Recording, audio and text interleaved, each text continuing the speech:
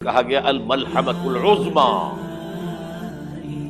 عیسائی 80 علم لے کر اے مسلمانوں تم پر حملہ آور ہوں گے، اور ہر علم کے نیچے 12,000 فوج، 9.5 لاکھ فوج۔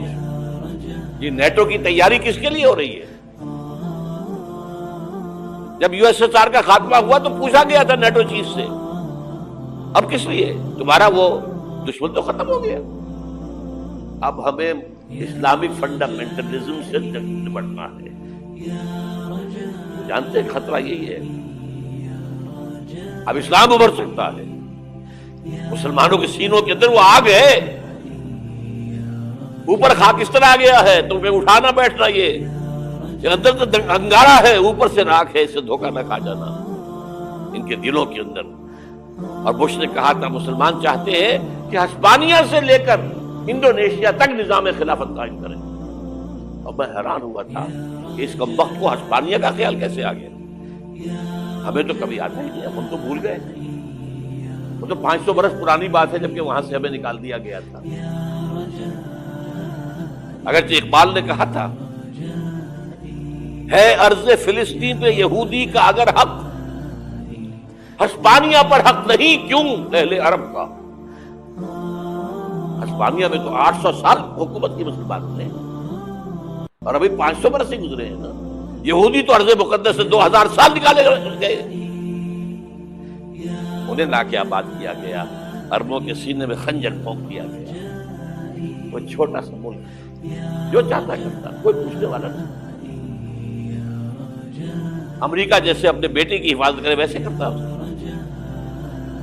اور حضور نے فرمایا ہے وہ جنگ جب ہوگی تو ایک باپ کے اگر 100 بیٹے ہوں گے تو 99 ختم ہو جائیں گے، ایک بچے گا۔ یہ حدیث ہے صحیح۔ اور آپ نے فرمایا ویل للعرب من شر قد اقترب، عربوں کے لیے ہلاکت ہے، عربوں کے لیے بربادی ہے اس شر سے جو قریب آ چکی۔ اور آج جس طرح انہوں نے ان کی تہذیب کو اختیار کر لیا ہے، دبئی جا کر دیکھیے، بدترین مغربی معاشرہ جو ہے وہ دبئی کے اندر اپنے قائم کر کے دکھا دیا۔ اب سعودی عرب اس راستے پر پڑ رہا ہے، اور اس کے بعد نمبر 2 پر جو ہے ہم پاکستانی ہیں۔ لیکن میں اس کے پہلی بات جو کہہ رہا ہوں وہ تو یقینی ہے، اس میں تو احادیث صحیحہ موجود ہے۔ اگرچہ اس کے بعد پانسا پلٹے گا، پھر حضرت مہدی کا ظہور ہوگا، حضرت عیسیٰ کا نزول ہوگا، اور وہ گریٹر اسرائیل گریٹر گریو یارڈ بنے گا یہودیوں کا، ایک ایک یہودی قتل ہوگا اور دفن ہوگا۔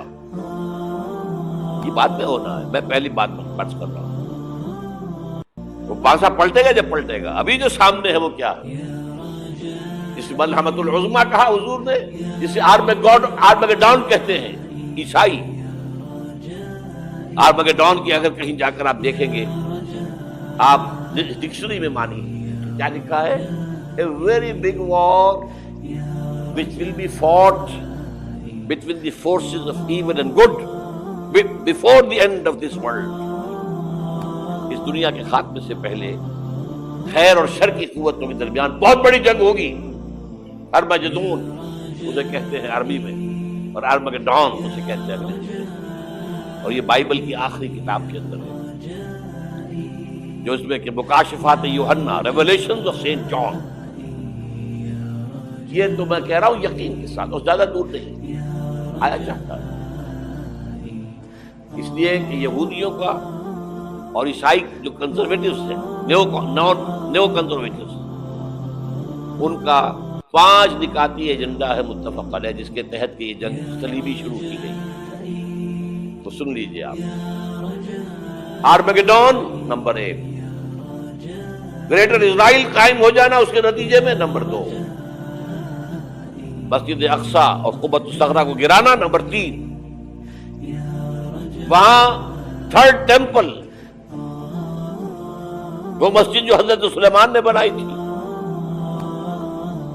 1000 قبل مسیح میں، پھر برباد کی تھی نبوکدنضر نے، دوبارہ بنائی گئی، پھر دوبارہ ختم ہوئی 70 عیسوی تک گری پڑی ہے۔ ان کا خانہ کعبہ گرا ہوا ہے 70 عیسوی سے لے کر آج تک۔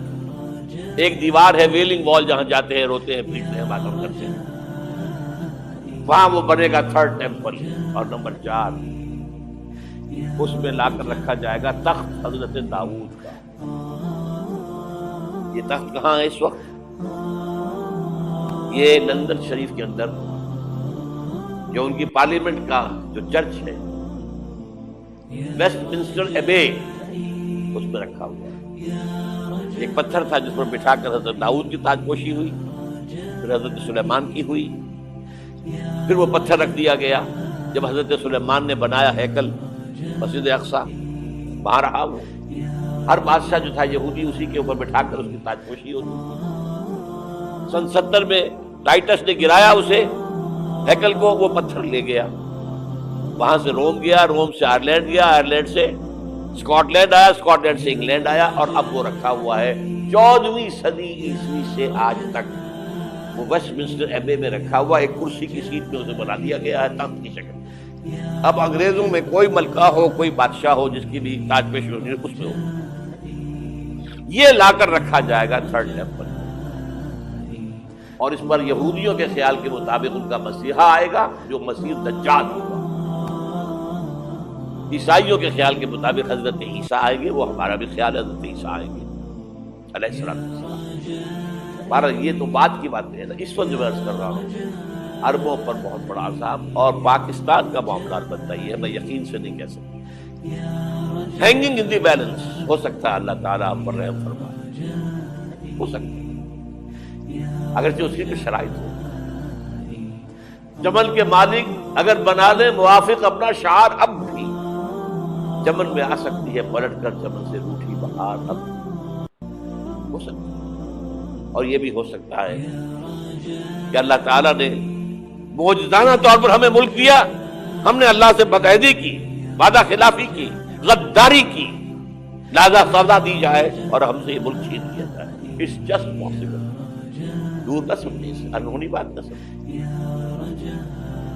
جو گھیراؤ ہو رہا ہے آپ کا، آپ کے مغرب میں نیٹو فورسز اور مشرق میں بھارت فورسز، بھارتی فورسز گدھوں کی طرح بیٹھے ہوئے انتظار کر رہے ہیں پاکستان اور ڈسٹیبلائز ہو جائے، یہاں اور بدامنی ہو جائے.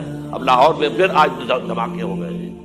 2 دن پہلے کا دھماکہ میں سہ کے آیا ہوا ہوں، آپ کے سامنے بیٹھا ہوں. وہ جانے بچی نہیں، جو ہماری اکیڈمی کا حشر ہوا وہ میں آپ کو نہیں بتا سکتا.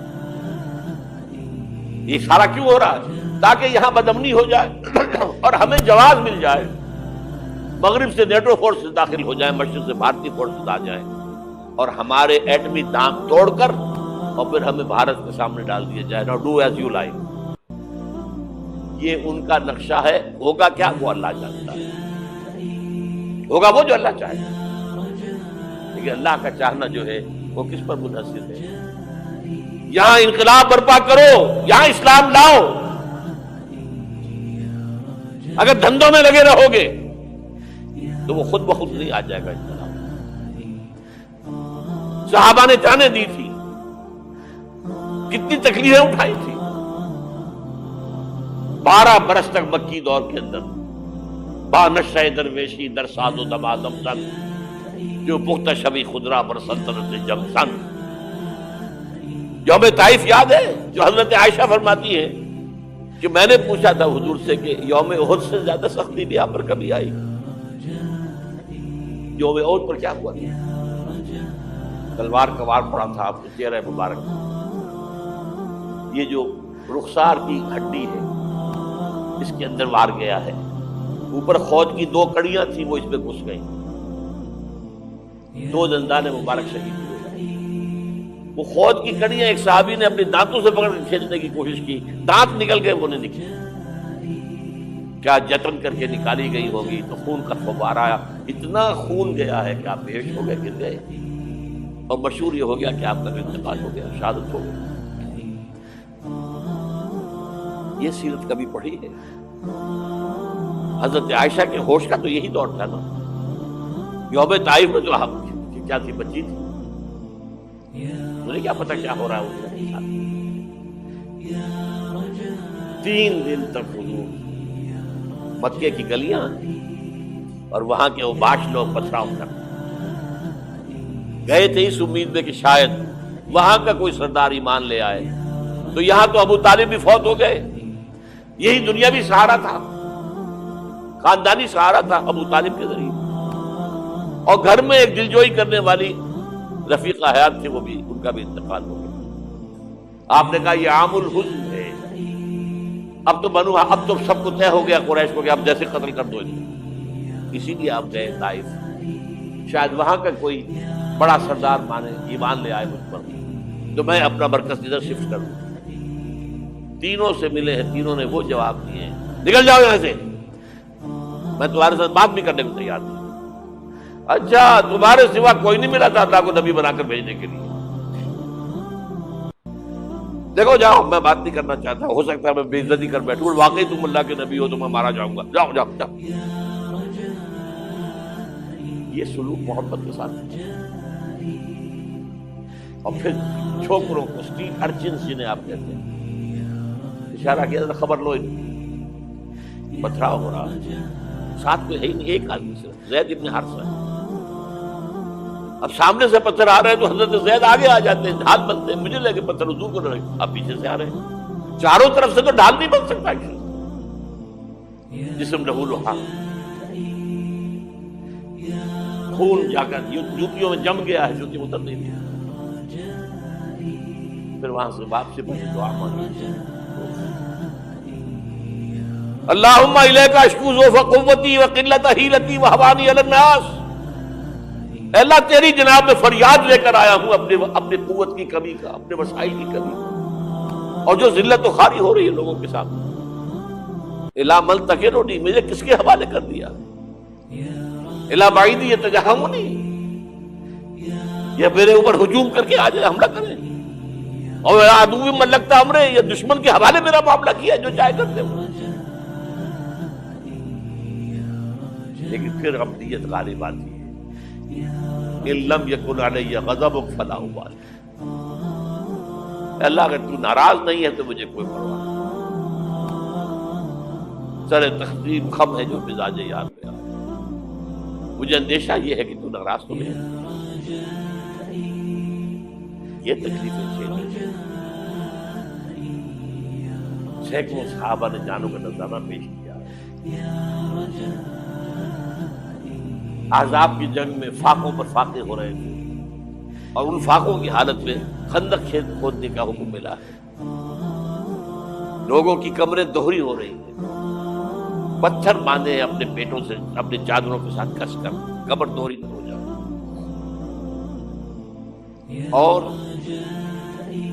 جب صحابہ کدالیں چلا رہے ہیں تو کیا کہہ رہے ہیں؟ نحن الذین بایعوا محمدا علی الجہاد ما بقینا ابدا اللہم لا عیش الا عیش الاخرہ. صحابہ کہتے تھے ہم وہ لوگ ہیں جنہوں نے محمد سے بیعت کی ہے کہ جہاد کرتے رہیں گے جب تک جان میں جان نکل جائے تو بات اور. جان ہے، چاہے ابھی بھوک سے کمر دوہری ہوئی جا رہی، جان تو ہے. اور ایک دفعہ کہتے تھے اللہم لا عیش الا عیش الاخرہ، اللہ عیش زندگی تو آخرت کی زندگی ہے. اور حضور فرماتے تھے، حضور کے بیٹھے ہوئے نہیں تھے گاؤں تکیہ لگا کر، پتھر اٹھا اٹھا کر خندق میں سے لے جا کر باہر پھینک رہے تھے. جب صحابہ کہتے ہیں اللہم لا عیش الا عیش الاخرہ، حضور فرما رہے ہیں فاغفر للانصار والمہاجر، اے اللہ ان انصار اور مہاجرین کی مغفرت فرما. پھر حضور کی خدمت میں کچھ لوگ آئے، حضور اب یہ فاقہ ناقابل برداشت ہو گیا، دیکھیے ہم نے یہ پتھر باندھے ہوئے. حضور نے کرتا اٹھا کر دکھایا، وہاں 2 پتھر ہوتے تھے. یہ ایسے آپ اس چیز کو صرف نہیں سمجھتے. بہرحال اس موضوع پر میری ایک کتاب ہے منہج انقلاب نبوی، کہ انقلاب کیسے آیا تھا. اگر دل میں ذرا بھی آرزو پیدا ہو گئی